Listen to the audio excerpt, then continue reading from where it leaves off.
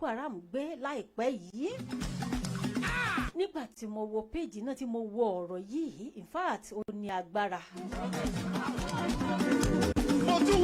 Kí gbogbo Kristẹni àgbáyé pátápátá, yálà Kristẹni ni ẹ́ tàbí Muslim ni ẹ́,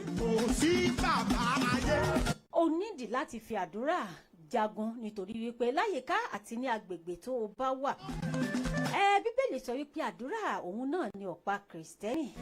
Ohun tó ń ṣẹlẹ̀ lọ́wọ́lọ́wọ́ lórílẹ̀‐èdè Nàìjíríà àfi kí Ọlọ́run jọ̀ọ́ kó la ilẹ̀ kọjá.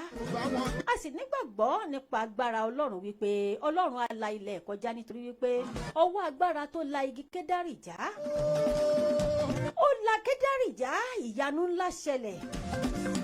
Kò ṣòro fọ́lọ́run láti la Nàìjíríà kọjá, fún oore ọ̀fẹ́ láti mú kí àwọn tí wọ́n kó kí wọ́n gba ìtúsílẹ̀ ní kíákíá.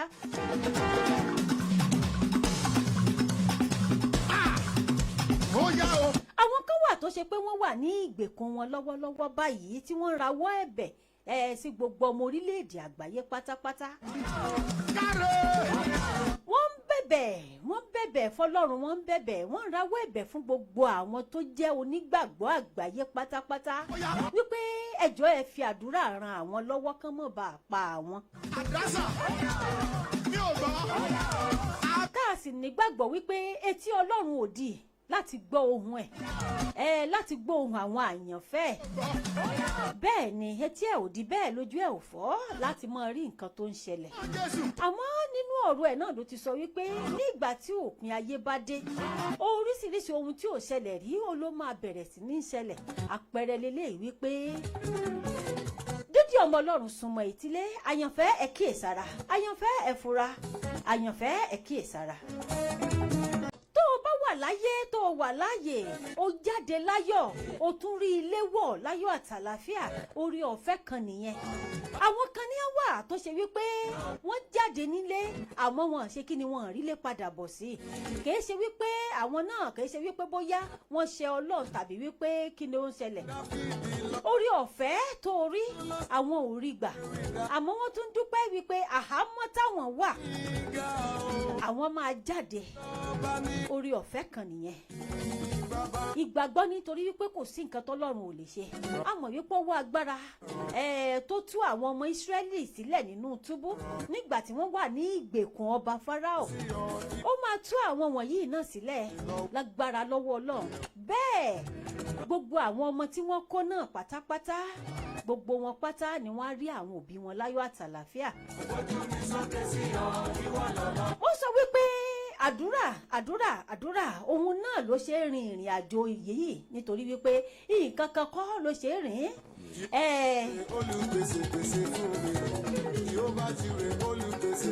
Jẹ́ kí n sáré lọ jẹ́wé, jẹ́ kí n sáré lọ jẹ́gbò, jẹ́ kí n sáré lọ jáwá.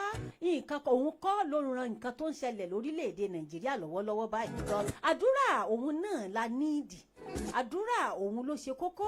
Àdúrà ló lè ṣe kí ni, òun náà la fi lè ṣẹ́gun gbogbo nǹkan tó ń ṣẹlẹ̀ lórílẹ̀‐èdè Nàìjíríà. Àfi k'Ọlọ́run jọ̀ọ́ kó gbani. Ńlá fi sọ wípé gbogbo Kristẹni pátá, gbogbo onígbàgbọ́ pátá, Muslim pátá, ẹ dìde ẹ jí lójú oorun. Ìwọ tó bá mọ tẹ̀síbà fà, ó yá fà á dáadáa. Ìwọ tó bá ìṣepọ̀ ọmọ Korea ń gbé, ó yá gbé dáadáa. Ìwọ tó bá ṣe wípé Bible ló mọ̀ gbé, ó yá gbé dáadáa. Di òpó Ọlọ́run mú nítorí wípé àsìkò lélẹ́yìí tí Nàìjíríà ní ìdí àdúrà.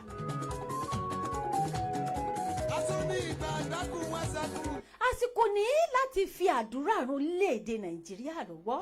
Àsìkò ní láti sọ wípé k'Ọlọ́run jọ̀ọ́ kó gba ìjọba lọ́wọ́ àwọn tó ń fi ìjọba ní ará àdúgbò, ará ilé, ará mẹ̀kúndùn, tó ń fi ìjọba tí wọ́n tó fi ní wọn lára.